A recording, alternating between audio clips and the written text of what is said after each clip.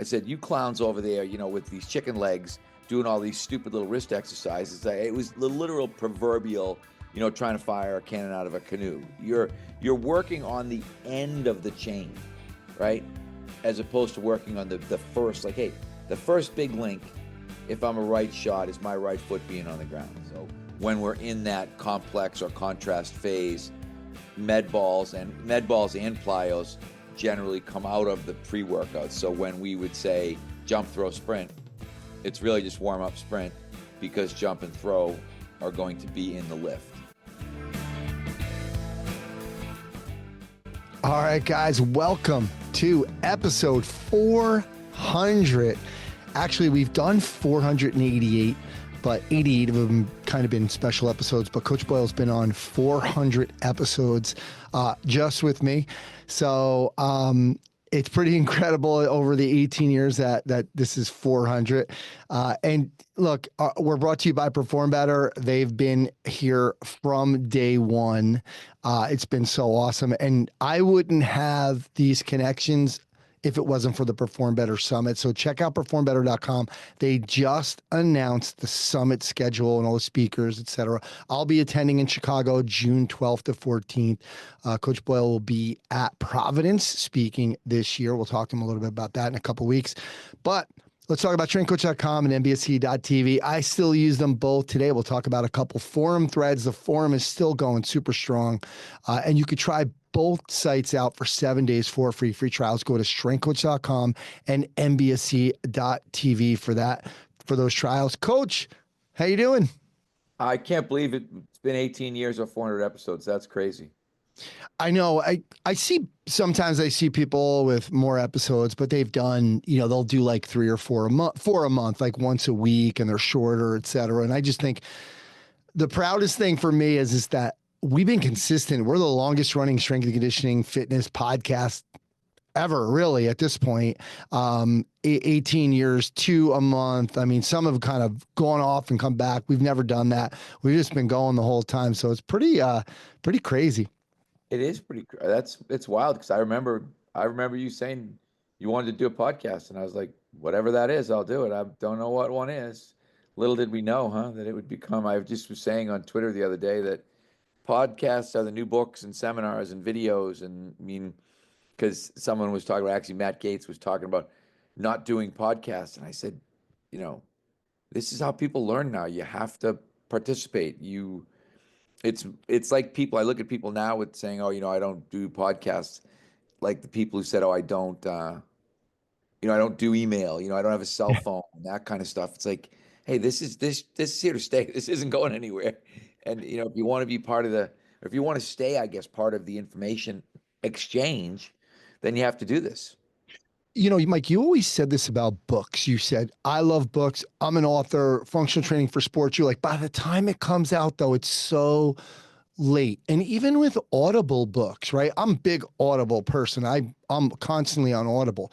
But it's kind of the same thing. I'll give you an example. I just went on an hour ago to Twitter, strengthcoach.com, mbsc.tv, looking for a few things to kind of talk about today. So this is the most relevant things that you've been talking about. Maybe we're 2 weeks behind sometimes on things, but kind of got to let some of the strengthcoach.com threads play out a little bit before I want to get in there. But this year, to your point, this is really the quickest, the most up-to-date information. So it's good stuff. I mean, it is. I do it more and more. I'm always looking, okay, who do I want to listen to? Who do I want to find out more about? Who do I want to maybe understand better?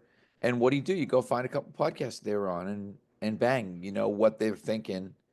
And I think about whether it's, David Gray or Jake Turr or Tony Holler or so many of the people, Hunter Eisenhower, that I've become acquainted with either personally or through the internet. It's all come from podcasts. I think a huge part of it too is, and you and I talk about this a lot, because sometimes I'll say, Mike, can you expand on this? Because I don't think it can come across all the time. Maybe like in the past, you seem like you're being a jerk, or you're hitting, or you're being, mean about something, or, and that's really not the case. Once they hear you talk about it, like, oh, Okay, he wasn't being a jerk about that. He's just telling the truth and being honest and saying how he, his experience, et cetera. You're able to expand on this stuff more. So, uh, I think it's definitely the best medium for all this stuff.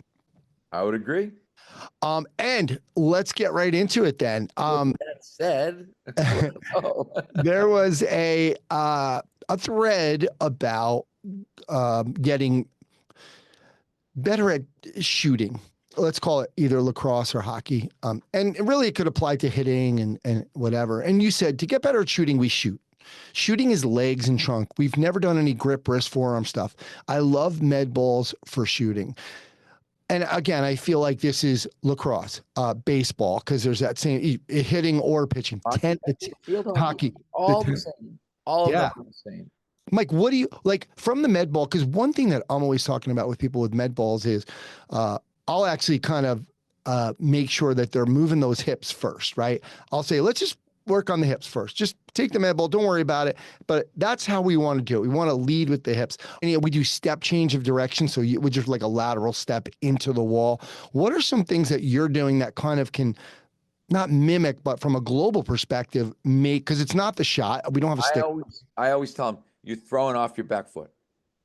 I just tell them, just think about what your back foot is doing. And if somebody usually thinks what their back foot is doing, all the sequencing happens nicely. And the interesting thing, and you know this because you deal with golfers, the better an athlete somebody is, the better they throw a med ball. It's really interesting. We get an adult who's not athletic who comes in to throw the medicine ball, and they do what's logical. They throw the med ball with their arms. Because if you looked at it, you would say, well, this is obviously what's happening. I'm grabbing the ball and I'm using my arms to throw the ball against the wall. But you give that same ball to somebody with a 100-mile-an-hour slap shot or somebody who can drive a golf ball 300 yards, and you see an entirely different set of circumstances in front of you. And that's the kind of stuff that we're trying to see. And that's why it's really funny because hockey-wise, I can remember. So when I very first started in hockey, so now we're going back more than 30 years, right?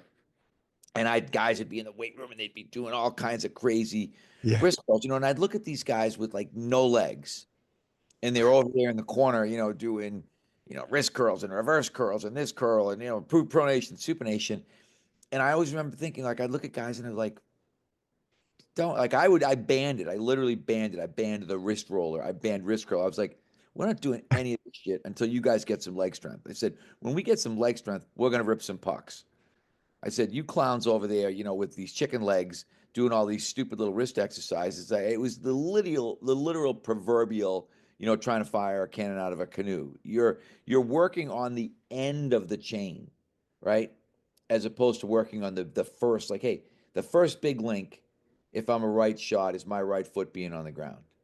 And then it's going to literally work. I mean, medicine ball is the consummate kind of kinetic chain thing. That's why even with all our adults, we're always throwing medicine balls because we want them to be able to understand that process of coordination. That's literally what it is. It is literally coordination work. But now we would look at it and say, oh, it's rotational power. Well, yeah, guys, people, not guys, men or women with great rotational power are coordinated, right? You look at that and think, some people, and again, it's the hockey thing, right? Hockey guys can all hit a golf ball, all of them. They may not have a good short game, but they can all hit a golf ball far. And the better the guy's slap shot is, the further he hits the golf ball, because they've developed that ability to sequence, and they understand. Again, now you get into things, okay, extensions of your hands, right? Whether that's the lacrosse stick or the hockey stick or the field hockey stick or whatever it is, but all of these things kind of flow together. Yeah, so you say off the back, like I usually say throw the ball with your right butt cheek, when they're doing it righty. I'll say spaghetti arms is kind of a golf term. Like I don't want the arms, you're like I was actually from a client, not from a golf pro. When he took a lesson, the golf pro was just saying, hey, make it spaghetti arms. It's all about the lower body first. Let the arms follow. And I always say break the ball. Those are just some things. I'm like, break it. And it's so important for me with my clients that I have a 4-pound medicine ball that I carry around. I have a big bag and I have all my little tools in there. And one of those tools is a 4-pound Perform Better medicine ball that, because every single person, I have an 85-year-old woman who throws the med balls. I have, 42-year-old woman who throws the med balls. Everyone is throwing, does a med ball routine. So obviously super important. Any other cues that you're kind of giving them? I say forget you have hands all the time. Nice. I like that. Just forget you have hands. Don't worry about your hands. Don't think your hands aren't part of this. And again, some people just look at you like, huh? Like that doesn't make any sense at all. I'm like, yes, like just whip it and don't even think about what your hands are doing. And but like you said, louder, that louder is better, all these things. But we also went years ago, we switched to the Perform Better calls them soft toss now. We Yeah, used to that's what I call have. it Dynamax used to be the ones that make them. Yeah. And we went to soft toss because we realized that you didn't want one that bounced back off the wall.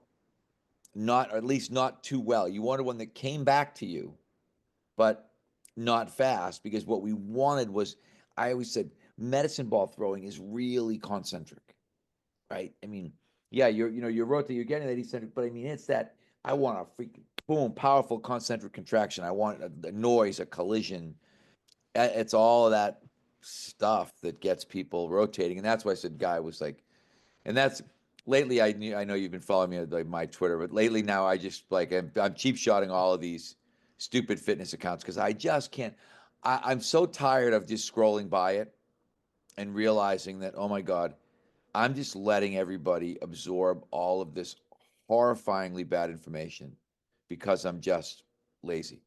Yeah. Now I think, nope, I'm going to spend a minute and say, hey, that's really stupid. That doesn't work, or that's going to make Yeah. a or whatever.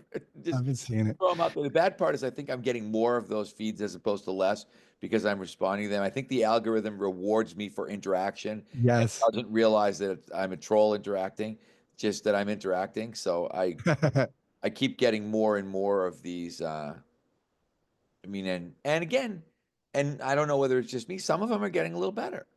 Maybe I'm causing them to not promote as much shit. Like I once a week, someone promotes spot reduction, and I actually had Craig Turner, who always disagrees with me, actually sent me some studies saying there is a little bit of evidence for spot reduction. I was like, there maybe there's this much evidence, Yeah. but Yeah. that's all there is. There's that much, and doing abs is not going to give you abs, and doing arms is not going to give you arms. It's like, Um, just to go back to the med ball, I have the soft toss for the same exact reason. Even in 5 iron, I had a backstop. I'm like, you do not catch this ball back to you. So they would throw the ball because I wanted that full extension of power. And a lot of times with men, older men golfers, they won't get, one of their swing faults is they won't get to that left side, that internal rotation, and they'll kind of hang back on that right foot. And so that piece where don't worry about catching the ball, because I feel like if they try to catch the ball, they kind of stop, because the ball's coming flying back at him. So that's why we had a backstop. And I said, you don't catch it, just let it go. well, it's really interesting too. You're right, but we actually started doing things like weight transfer stuff where we were throwing off the front foot because we realized Mike Davis, one of my friends, who's a really good hockey coach, always said, he said there's sometimes where we're coming in hard and we're gonna break on that front foot, and the action of the shot is going to come from the breaking action on the front foot. And I thought, I never thought about that. And then I thought, wow, that happens in lacrosse too, and it happens in field hockey a lot, where the slap shot, the classic, the golf drive, the slap shot, the baseball swing. Sorry, so much of those are like back to front. So if I'm right-handed, it's right foot to left. But when you look at some of these other sports where you're going at the net, sometimes the if you think about kind of that snapshot in hockey, it's caused by the breaking action on your left foot. So we actually ended up getting kind of another category of medicine ball throws because we started saying, okay, now there's front foot stuff that we're doing as well as transferring back to front. So I always think, and I actually was downloading a video as I was logging on here, but it goes back to the old, you can break the rules as long as you know the rules. With med ball, as with so many other things, there isn't as much right and wrong as there is looking at it and thinking, okay, does this give us that? And I like the word sport imitative versus sport specific because I want to get sometimes a sports imitative type of effect, but it doesn't have to look exactly like I don't care. Like I don't say to guys, oh, it's got to look like your slap shot. I don't care about that. But I do want rotary power and I do want if I'm a right shot, then I'm sequencing off my right foot. Yeah, interesting. Mike, do you ever do? I never really hear you talk too much about contrast training in terms of when you see some people program contrast training, it's almost like they have a full, not a full day of it, but like that whole session is, upper body, lower body for the most part. So, doing a trap bar deadlift, a couple, 3 to 6 reps, and then doing some jumps. But I feel like if I've seen you do it in the past, you've only done maybe like a set. If you're doing any, where are you putting it, and are you doing any with the upper body? Yes. So we will do pretty much one phase of it every time. So upper body, we that's where it's interesting. It's a really good question and very applicable to med balls. So with upper body, we will not throw med balls before the workout.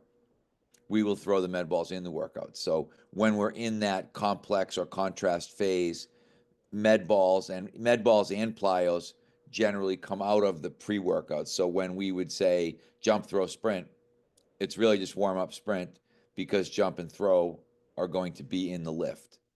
And so we might do medicine ball bench and bench press. We might do chin ups and med ball slams. We might do any sort of lower body exercise combined with the plyo. And then a lot of times what we'll do is we may even do some frontal plane stuff, lateral lunge or lateral squat with our rotary throws, because now those will work in terms of being frontal plane kind of dominant. So yeah, we do it for one phase. You don't, and it's really funny. I guess we probably haven't done a good enough job of videoing it, probably because it takes longer.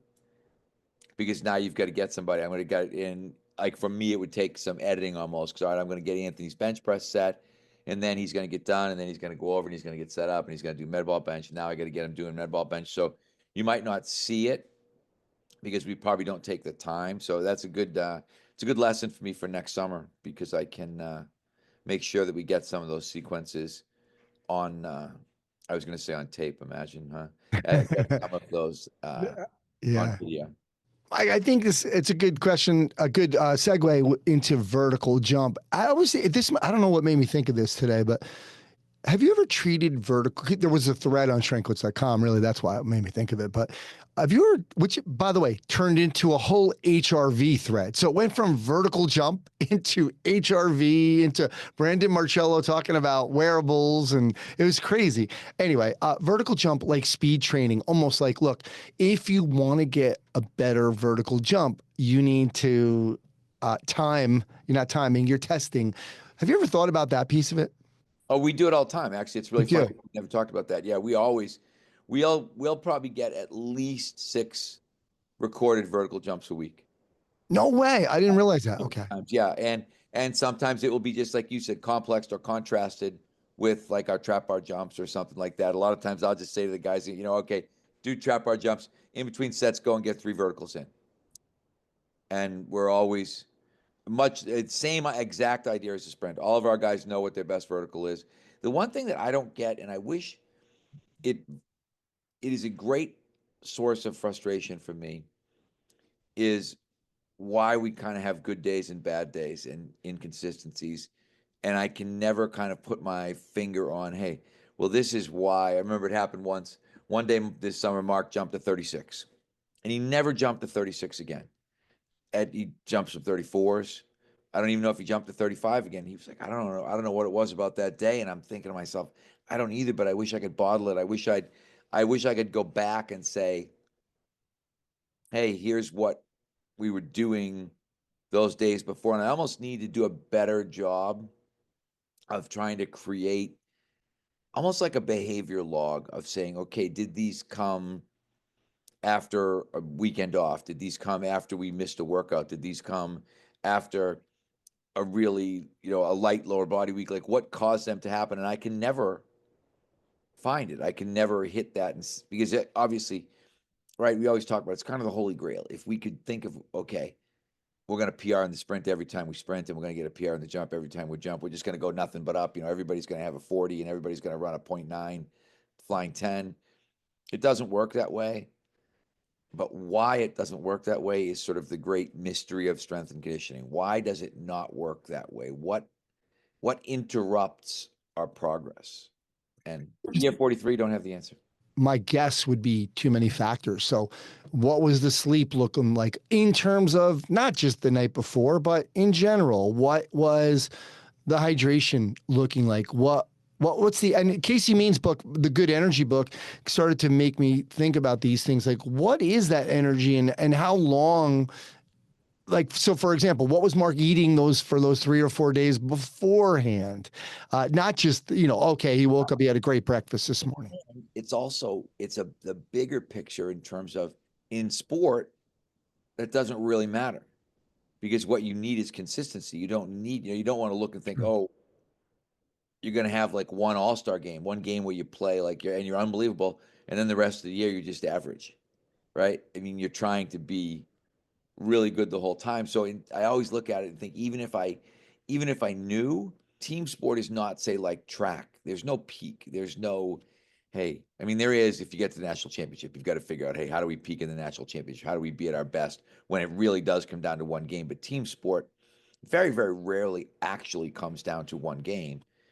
And if it does, that's the Super Bowl. It's the national championship. It's whatever that is. And by that time, usually you got guys that are so tired and so beat up that it doesn't matter anyway. And Yeah. now you're just hoping that they'll have maybe a better than average performance in that last game. So it's an interesting phenomenon nonetheless. Actually, Alan Cosgrove talked about that on the last podcast because we were talking about obstacle course racing. And he said it's a lot easier than dealing with teams, like from a peaking perspective, because we were talking about different races throughout the year, what's more important, et cetera. And he said, but I find it so much more interesting and challenging when I'm working with a team because technically you really don't want everybody peaking at the same time. Like during the season, you want to kind of have a couple guys peak in, and because you want to kind of go into the playoffs where, almost like a reset, right? Like, so they peaked at different times. And I thought that was really interesting. It's funny that you brought it up too. Yeah, So it's it's fun. I hard. haven't listened to that episode with Alan yet, but it's true where because I always used to think about that with hockey even, and we would always like at BU because we were really good. We would always think we're going to train hard all year because we're making the play. We're making the Hockey East playoffs. Do you know what I mean? We're not looking and thinking, Yeah. oh, we've got to be good at the end of the year, hoping that we'll make the Hockey East playoff. Coach Parker used to always tell the guys, he'd say, hey, guys, like a bad year, if we don't make the national tournament, that's a bad year. We're trying to win the national championship every year that we play. So we don't have the margin of error maybe that other teams have, but it gives you a little advantage in preparation because even sometimes during the Hockey East playoffs, we'd still train because we knew we'd already made the national tournament. We said, no matter what happens in the Hockey East playoffs, we're still going to make the NCAA tournament. We Yeah. in some seasons, kind of because of the rankings and a lot of that stuff. Cool. Coach, one last question on the somebody asked, what do you do on traincoach.com? What do you do when athletes come in for a short visit? I consider this maybe 2, 3 weeks, maybe less. Sometimes I'll get a visiting tennis or player or college students back for a couple of weeks during the summer. How do you handle that short period of work with someone? I'm assuming you kind of run into this a little bit as well. Yeah, I thought the answer that came before mine was actually really good. And I think the answer for us usually the answer, as I said, is okay, where have you been? Where have you been? What have you been doing? When was your last workout? I think there's sort of an informal information gathering that you're going through during that time because sometimes people will come in with great expectations. Oh, I'm going to be here for 3 weeks. I really want to go at it. And I'm looking at it thinking, oh, if you haven't worked out for 2 weeks, we can't go hard this week to begin with. And we've got to kind of ease you back into it. And so you have to go through that information gathering process where you figure out, okay, where has this person been? What has this person done? And then how do I ease them into this program? So, and that's why sometimes I always talk about the fact that we're not in the miracle business. So I will not tell someone Yeah. they can't come for 3 weeks generally, particularly if they're a better athlete who wants to come for a short period of time. But in general, that's not the business that I want to be in. I don't want to see somebody for 3 weeks. I want to see somebody for 8 weeks or for 10 weeks where I can really feel like I'm going to make an impact on them, as opposed to a lot of times with that 3 week person, I think like, hey, Anthony's coming for 3 weeks. I want to make sure he doesn't hurt himself. I want to make sure he doesn't get in here and he's so excited to be here and so fired up that he can't do it.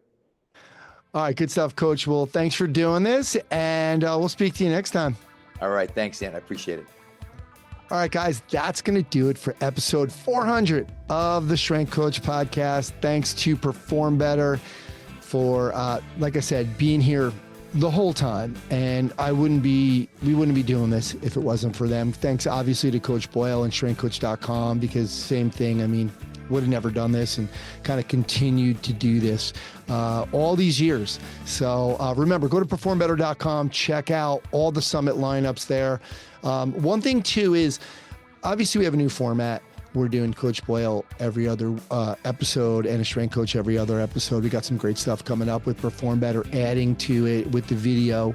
They're going to start showing some different exercises, etc. So just shoot me an email to strengthcoachpodcast@gmail.com and just tell me if like what you think of the new format, or write a comment on Spotify, because that's like kind of how I'm mostly utilizing that site now, as opposed to just having like a website. So I'm making the Spotify really my home base. So go there, or just really strengthcoachpodcast@gmail.com. Tell me what you think of the new format, if you like it, if you don't like it, or maybe some people that you want to see. So guys, thank you for listening. As always, thanks always for all the great feedback, and we'll talk to you next time.